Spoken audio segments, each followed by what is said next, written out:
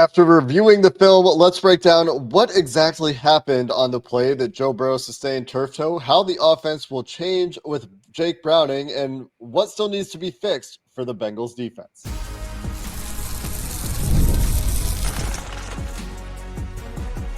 You are Locked On Bengals, your daily Cincinnati Bengals podcast. Part of the Locked On Podcast Network, your team every day. What up, Bengals fans, and welcome to another episode of the Locked On Bengals podcast, part of the Locked On Podcast Network, your team every day. I'm Jake Liscow, host of the Locked On Bengals podcast, your one-stop shop for everything you need about the Cincinnati Bengals, from the latest news and analysis to film reviews like this one, joined by our resident film buddy, Mike Santagata, who, as I say now, is part of his standard introduction, grinds those coaches' clinics for fun in his free time. And if you're one of those guys, this is the episode for you, or gals. And today we're going to be taking a look at specifically what went wrong on the play where Joe Burrow was hurt, how the offense will change and adjust and do things a little bit differently with Jake Browning, or do things that are the same with Jake Browning, and talk about what still needs to be fixed on that defensive side of the ball. Welcome back to all the everydayers out there, all of you who make Locked On Bengals your first listen. We appreciate all of you deeply, and today's episode is brought to you by Mazda. Stay tuned later for this week's Moving the Game Forward. Mazda, move and be moved. And Mike, we're going to start, unfortunately, with another Joe Burrow injury, as I think there's a natural inclination for human beings to look for what went wrong or look for someone to blame. And I don't necessarily think that there should be blame on any one individual per se. Maybe there's blame to be shared on this play. But when you look at the play, it's quick game. The first look on quick game isn't there. It's 2nd and 20. Joe Burrow's trying to keep the drive alive, and the pocket is muddy.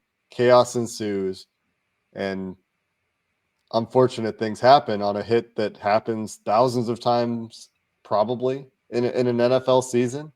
Usually doesn't end up in injury. But when you see this play, Mike, there are people that want to talk about Dalton Risner, who's taken accountability and said, you know what, I feel awful. It's my fault. I lost.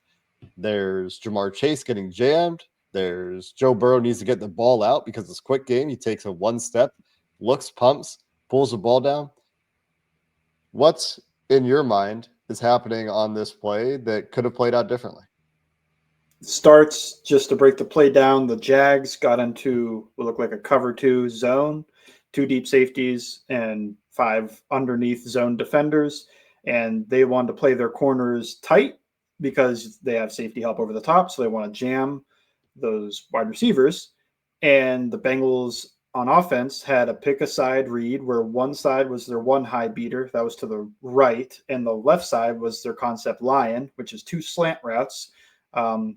And that's their 2 high beater, because you're going to, in theory, with the timing, if you get a clean release, that hook defender to that side has to choose, am I going to take the slant route in front of me, or should I get into the window of the slant route behind that? So they had it on paper, they had the beater, but Jamar Chase got jammed up. And that doesn't happen often. Like, Jamar Chase is awesome. But on this particular play, he gets jammed. The timing's off. Now that hook defender can play both. He plays the front one first, is able to pass that off, and then get eyes into the second slant window. So Burrow, that's why he looks, pumps, and goes, crap. When that happened, Dalton Risner took an L on one side. There was an unclean stunt handoff on the other side. It's 2nd and 20. So in Burrow's mind, at least what I think he thinks, is if I turtle up, if I throw this ball away, if I just take a sack, if I do whatever to just live another down, we're punting. Like, we are going to run the ball or run some little screen and punt. Like, there's a 1% chance we can pick up 3rd and 20. But if I can get us 7 yards and get us to 3rd and 13, we're alive. So he's looking for some type of answer, and maybe takes too long, but he's moving around the pocket, and unfortunate injury happens. His cleat gets caught, and just, turf toe. It's got like a fun name for a god awful injury. If you just like put your like toe and try to bend it back to the foot, that kind of hurts. Imagine it going against your will, like all the way and tearing ligaments. That's what happens. So it stinks. There's a lot of blame to go around, from front office to Burrow to why they end up in 2nd and 20 in the first place with those first 2 plays, to the offensive line, to Jamar. And overall, I think it's all just unfortunate, unlucky, and it's, I don't know. It's one of those things where it seems like every time Burrow gets an injury, it's the worst version of whatever it is. But I don't have enough medical knowledge to tell you that his ligaments are easier to tear. Like, that's why who knows? It's nobody on the outside knows the state of Burrow's ligaments, but it's hard to argue now at this point that he's not injury prone to some degree. The calf, the wrist, the now turf toe that requires surgery. It's not unprecedented. We talked about this on the podcast. Patrick Mahomes had surgery to repair turf toe after the Super Bowl in 2020. And February 2021, the 2020 Super Bowl, he had a surgery, was back for training camp, was within 4 months doing some stuff in OTA. So the recovery timeline will probably depend on what's going on with the bones, what's going on with the structures around the ligament that tore. But we'll probably talk more about that some other time. Maybe after the surgery, there will be some information that we get about the degree of the repair that was required, and maybe we'll have more of an idea of the recovery timeline at that point. Meanwhile, the Bengals have signed Mike White, who we mentioned on the show yesterday as a potential target for the Bengals, to the practice squad. Brett Rippon has moved from the practice squad to the 53-man roster, and Sean Clifford is the other practice squad quarterback, who are Locked On Bengals insiders, who are part of the group at joinsubtext.com/LockedOnBengals, heard about yesterday as a potential target for the Bengals practice squad, as the Bengals are looking for somebody to be the backup to Jake Browning out of that group. It's going to be a different offense, and we'll talk about that in a minute. But just going back to the blame game, when you think about some of those injuries, calf, non-contact, wrist, breaking your fall on an otherwise innocuous hit, the turf toe, just trying to push off the leg on an otherwise innocuous hit, these couple of plays where most of the time those don't result in injuries, but the more hits you take, the more you have a chance for the most of the time there's no injury on this hit, but sometimes there is. And Joe Burrow has been the unlucky recipient of that sometimes, too many times at this point. And that's where it goes back to the organizational bit about, could have just maybe invested a little bit more. They've tried to invest, but we were asking from March until late August, sign another guy at guard. They finally do, and ironically, I guess he's part of the problem on this play. Eric Armstead grabbing at Joe Burrow from the ground, as those guys are both on the ground. There are plenty of factors that go into this. Getting into the 2nd and 20, like you said, is because of a Drew Sample hold on a 1st and 10 screenplay that is dead from the jump.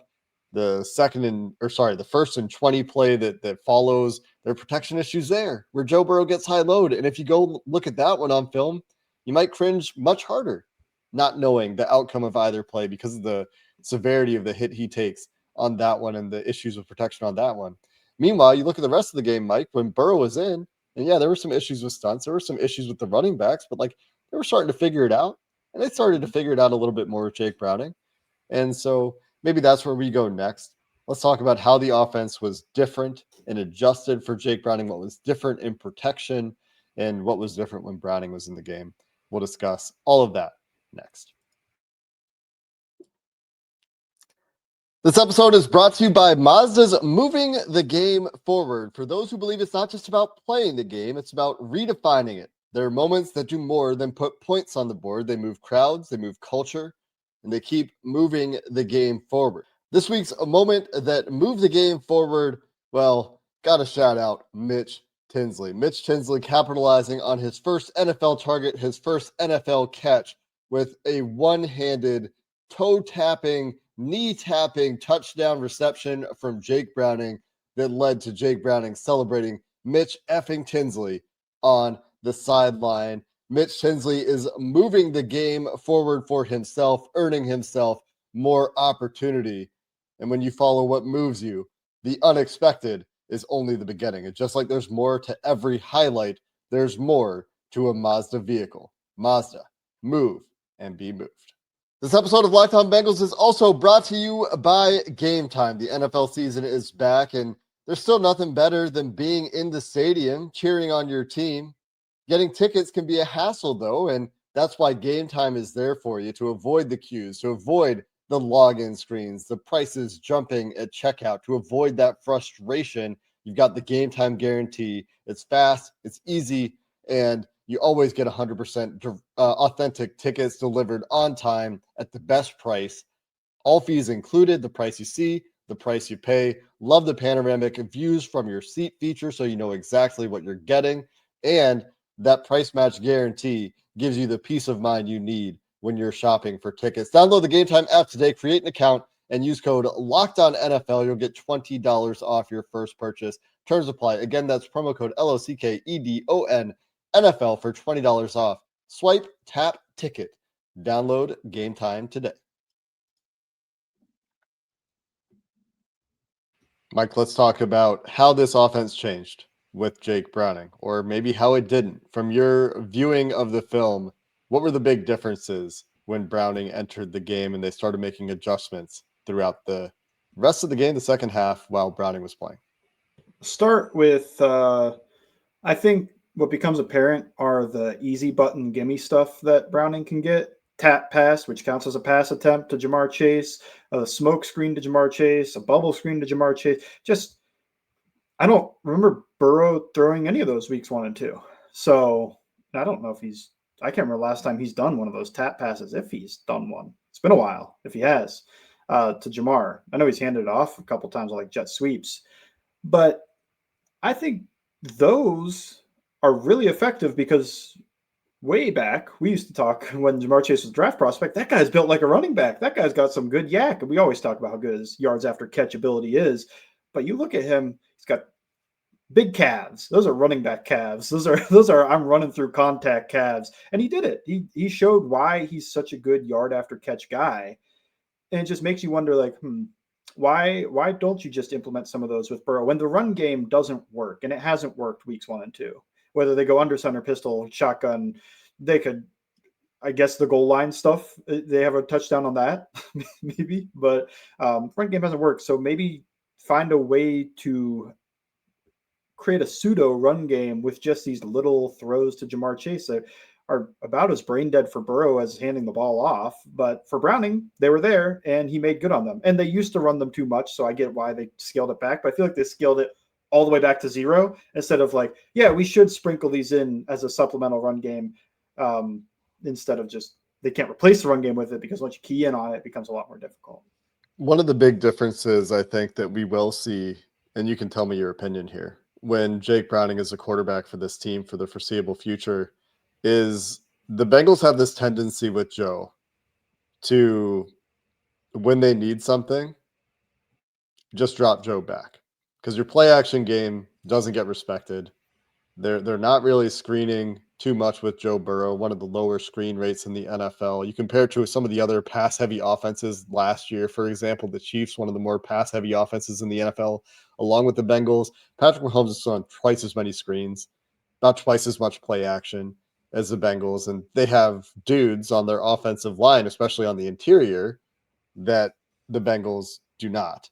So the Bengals get this tendency to say, okay, Joe, you can do that. And I really liked, it was Timo from PFF had a tweet about this yesterday, where like the Bengals offense works because Joe Burrow can drop back essentially infinitely. There's only so many guys that can just drop back infinitely and keep winning without getting overwhelmed, without needing the offense to hold their hand a little bit or a lot, depending on which quarterbacks you're talking about around the league.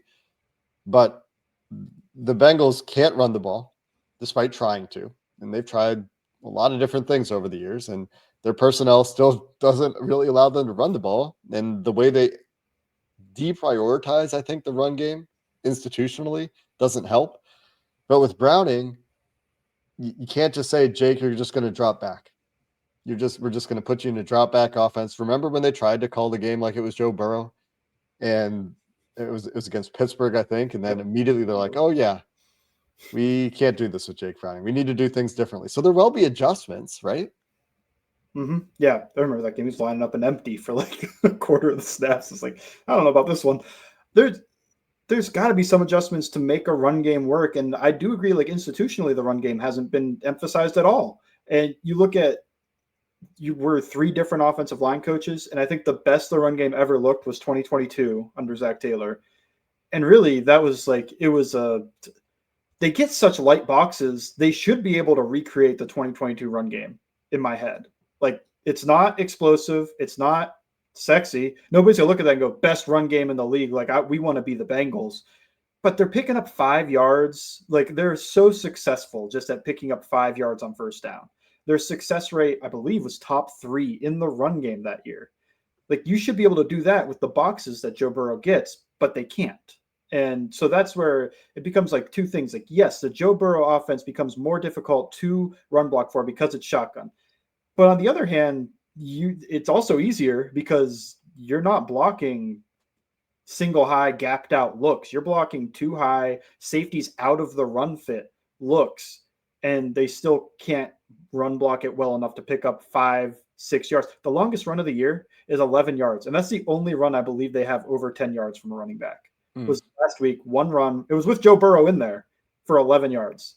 I just feel like after 2 weeks, like, you should look at that and go, like, there's something wrong here. There's just institutionally wrong. And it goes back to last year when they ran that pistol power play where Eric all in motion over, and like the first week we were gushing about, like, oh, there's so many things you could do off this. And it was week 8 and they just run the same one play off of that same look. It's like, how do you not have any counter? Like, you get one good idea and like, good enough, let's go back to developing more pass plays. And whatever, you have Joe Burrow, Jamar Chase, T. Higgins, like, that makes sense too, but you should put a little bit more thought, a little more brain power and resources into the run games just to make things a little easier on Joe. And part of it is the guys that they have in the building. Orlando Brown, better pass blocker than run blocker. Dalton Reiser, at least on paper, he hasn't really shown this. Well, actually, I think this is still He's true. Still actually been a better. It's just neither. Dalton Reiser struggled, to be fair, through 2 games, but still has been, and throughout his career has been, a better pass blocker than a run blocker. I think Ted Karras probably a better pass blocker than a run blocker, although it's closer for him. And Amarius Mims hasn't really figured out run blocking. That was one of the steps we were really hoping to see him take this year. And so far he looks like more or less the same guy, despite, some preseason hype. We know he's been battling injuries between the wrist and ankle. So I'm sure that's part of the equation for Amarius, who had to leave the game for a handful of snaps. And Cody Ford looked like an absolute mess on the few snaps he was on the field for. So that's not so good either. But like, there is this problem where they need to do more in the run game, but so much of that is just having guys that can do something for you in the run game, prioritizing athleticism. Dylan Fairchild, we were talking before we started recording, is currently probably their only guy that like has some run blocking to him, like can move some guys, has that athleticism to do it. And my joke or my quip was like, yeah, we'll see how long that lasts before he's, doing what the Bengals want him to do, which is so focused on pass protection. But with Jake Browning, I think this is something that we've seen in the past does force them to emphasize the run a little bit more and have to try to figure that out a little bit more, because you can't just drop Jake Browning back the same way you can drop Joe Burrow back. Like you said, in those empty looks and those receiver heavy looks, they got to keep guys in to protect a little bit more. They got to run a little bit more. They got to give him a little bit more help. And they've shown that they can in the past. And that always begs the question, why don't you do this with Joe Burrow? I think part of this also goes into how defenses play the two, where instead of, if you're going to play 2 deep coverages, they'll play quarters so that near safety can be into the run fit. Instead of playing the offense, which is what I would do if I was, but as a guy who's watched the Bengals a lot and knows this team just can't run block even with light boxes, I would play the offense, just play my safeties way back there. Yeah, go try to beat the 6-man box. And they usually don't. But instead, it feels like teams move to, instead of we dare you to run the ball like they do with Joe Burrow, they go to we dare Jake Browning to beat us with his arm. And it's okay. You'll take that. Still Jamar. Yeah, they just line up and press cover 1 and they'll just play that. It's like, you have to respect the receivers a little bit here. Yeah. Even if you don't respect Browning, and Browning's one of the better backups. So I don't understand that. We'll see if that continues next. I mean, Flores is kind of his own beast, so he's kind of going to do whatever he wants. But I think that's the other big part of this is just like teams, for some reason, Joe Burrow's out and they start like weirdly respecting the Bengals run game. It's like, why? Why would you do that? make them earn that respect. Yeah, playing cover one on the T. Higgins touchdown, for example. But I brought this up previously. They did go 0 on Joe Burrow in the red zone, and Jamar Chase has a free touchdown when you try to zero them, and Jamar wins on the release when he has a two-way go. Coming up next, Mike, let's shift gears. Let's talk about the defense. Was worse. We thought it would be worse against Jacksonville, more dynamic playmakers in that offense, but there are some consistent issues now that we can talk about after 2 weeks that Al Golden in that unit can look to try to fix. We'll finish on the defense here coming up next. This episode of Locked On Bengals is brought to you by FanDuel, and with the NFL season here, FanDuel is making sure you're ready for kickoff every week with a can't miss offer. If you're new to FanDuel, that offer is for you. You make your first $5 bet. You're looking at a battle of backups in Minnesota. You feel a strong way about one of these teams, and I'm not going to tell you how to bet. That's up to you. But you win that first $5 bet, you'll get $300 in bonus bets to use across the FanDuel app, whether that's same game parlays, whatever it is. Look into NFL futures. FanDuel makes it easy. It makes it fun. It's the best way to get a little bit more energy into your Sunday. So if you're looking to get some bets in, you're ready to play, download the FanDuel app. Check it out at FanDuel.com. You can get started there. That's FanDuel.com to place your first $5 bet. Mike, let's talk about this defense. There are some consistent issues through 2 weeks now that we've seen against two, I think, very different teams. And one of them, glaringly, is the pass rush. And the other one is it seems like there's a different corner having issues through 2 weeks. First week, it was Cam Taylor-Britt. We talked about that. He had a nice bounce-back game. And if we have time, we can talk about what he did well this week. We've also seen that Trey Hendrickson and Dax Hill and Jordan Battle have had a couple of nice games to start the season. But in week 2, it was DJ Turner, which I don't know if it's, DJ Turner's playing badly or if there are structural issues that are leading to them having some problems. Well, let's start with the pass rush. It's really, as was feared, and as was the case a lot last year, it's Trey Hendrickson and some guys. What do you think is going on with the pass rush in terms of the success rates they've had and what they could do to try to improve? So the stunts aren't working. We talked about that as possibly a way that could alleviate the concern just because you're now going to stress offensive line communication more than you're going to stress their abilities with your athleticism ability. But they just haven't really freed anything up. I think there's a couple that you could watch and go, ooh, if somebody wasn't open immediately, or like if his first read wasn't there, this stunt was going to get home, like it did free him up. There was a Miles Murphy one, and I think there was one other one too, where they got the free runner, but it also took just a fraction too long. Like, didn't even get a hit on the quarterback. Like, he's running free, but didn't even get to hit the quarterback. Other than that, nobody has stepped up really. Shamar did a little bit week 1, but week 2 was the exact opposite. I don't know if I would have charged him for any pressures in week 2. So it was kind of a step back. Maybe that's some Anton Harrison is improving, or maybe it's just Jack Conklin and Cornelius Lucas might not be high-end talent, or maybe it's just rookie. Rookies are not consistent. That's a very normal thing for a rookie to deal with. Now he's injured, sadly. But nobody's really stepping up. BJ Hill was the closest in week 1, I think, too. He was there week 1, but you look across there. Yeah, week 1 they had some wins, but week 2, no. It was just Trey. Even when they got guys against Walker Little, who Trey was beating most of the time, those guys weren't beating him. And I think structurally you could look at a couple things where they reduce the non-Trey defensive end down a lot. So he no longer gets to play in space with a two-way go like Trey gets to. Just to remind people, reduce meaning they're putting them inside of the tight end that may be on that side. Correct. Yeah. Because they want Trey in that weak defensive end so he can go play in space, get a one-on-one in pass protection as much as he can. And when you're 4 down, you have to reduce a guy inside in that situation because otherwise you're going to get blown up in the run game. but they still get into these third down situations and not able to do it. The blitzes haven't worked either. I can't think of. I think a couple of run blitzes worked in the run game. Like a Dax Hill TFL happened from one, or maybe it was at the line, but no real like pass game blitzes. And they've brought some stuff that's interesting. I think there was one play Oren Burks finally beat a running back. Like one of the linebackers finally beats a running back in pass protection. It was Oren Burks who got a little bit more run this week. I just feel like that should be a Knight. Knight should be a better pass rusher but he also should rush the passer more than what he's done. He's so athletic, so young. Just go blow up the running back and go make a play. But they're not getting free runners on those either. So something's up. Something like that would be what you'd think too. We can't rush the passer outside of Trey. And instead of just putting all our faith and hope that one of these guys starts doing it, well, let's create some havoc. Let's blitz. And those blitzes haven't worked. They don't blitz that much either so far through 2 weeks, which is a little bit surprising because Al did that a lot in Notre Dame, at least 5-man pressures. And I haven't seen a ton of that either. So it's interesting. Nobody stepped up, sadly. And then to go with that, none of the stunts, none of the blitzes, none of the stuff that's stressing offensive line's brains is working either.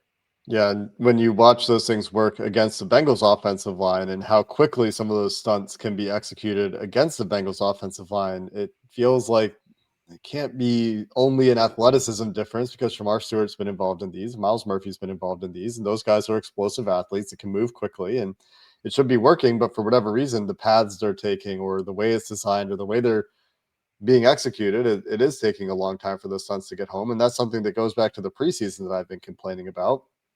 I like the idea because we see it beat the Bengals all the time of putting in all these stunts and twists in games, but it looks like they're taking too long. They're really slow to develop, and by the time the guy's even trying to loop around, the ball's out.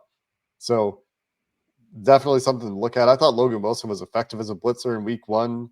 Don't know if he blitzed in week 2. There was one where they sent both linebackers that got tangled up with each other and fell. So I think that was a Bashal Tootin touchdown. Yeah, so what you're seeing instead is the Bengals are dropping ends into coverage when they send linebackers. And so you're getting a lot of 4-man rushes that are dropping ends. On that play, they dropped Shamar and Cam Sample. Cam Sample, on paper makes a tackle for no gain. And the X's and O's look good there. You get a check down. Cam Sample makes a tackle to the running back who catches the ball 2 yards behind the line of scrimmage, but didn't play out that way on the field. The other issue I think that we wanted to draw attention to is this crosser issue. We maybe aren't going to get to the run issues that they had with contain on at least a couple plays that stand out, but crossers, I think this is 2 weeks now where they've had issues losing guys in crossers and not really having answers. And a lot of that is a position that the defense is putting the DBs in, not necessarily the DBs individually making bad plays or being too slow or whatever it is in coverage on those plays.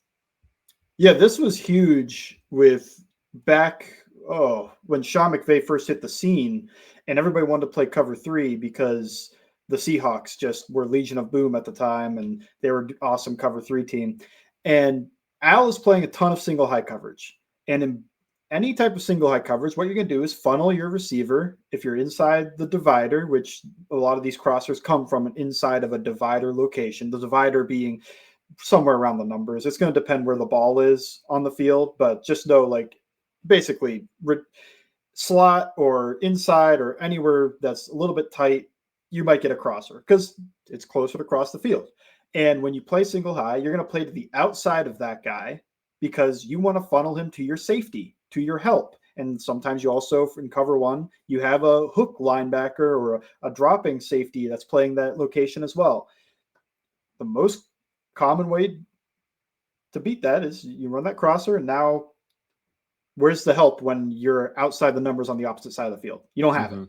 Yeah. So to me, a lot of what happened to DJ Turner was that, where he is lined up correctly, leveraged outside, and the Jags run a crosser with him, whoever he's guarding, Diami Brown, Parker Washington, Brian Thomas Jr., etc. They run a crosser, and he can't keep up despite his speed because he's playing from a losing starting position by being outside against that route. It's rock versus scissors.